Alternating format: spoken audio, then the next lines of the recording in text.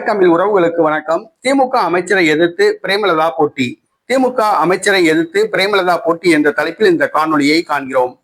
பிரேமலதா வருகிற சட்டசபை தேர்தலில் போட்டியிட முடிவு செய்துள்ளார். திமுக கூட்டணியா, அதிமுக கூட்டணியா, தமிழக வெற்றி கழக கூட்டணியா என்பது தெரியவில்லை.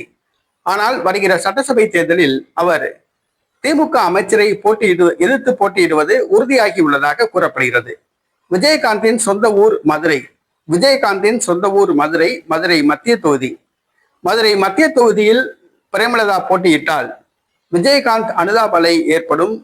ஆக எளிதில் வெற்றி பெற்று விடலாம் என்று பிரேமலதாவுக்கு ஆலோசகர்கள் தெரிவித்துள்ளார்கள். ஆகவே பிரேமலதா முதலில் விருத்தாச்சலம் தொகுதியில் போட்டியிட முடிவு செய்திருந்தார். ஆனால் அது வன்னியர்கள் கோட்டை. ஆகவே மதுரை மத்திய தொகுதி, விஜயகாந்தின் சொந்த தொகுதியான மதுரை மத்திய தொகுதியில் போட்டியிடலாம் என்று முடிவு செய்துள்ளார்.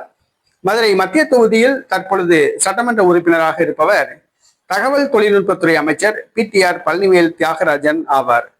அவருடைய தந்தை 2 முறை வெற்றி பெற்றுள்ளார். தற்பொழுது தமிழக அமைச்சர் 2 முறை வெற்றி பெற்றுள்ளார். தமிழக அமைச்சர் தகவல் தொழில்நுட்பத்துறை அமைச்சர் PTR பழனிவேல் தியாகராஜனை எதிர்த்து பிரேமலதா போட்டியிட உள்ளதாக செய்திகள் வருகின்றன. அதற்கான ஏற்பாடுகளை தேமுதிகவினர் செய்ய ஆரம்பித்துள்ளனர்.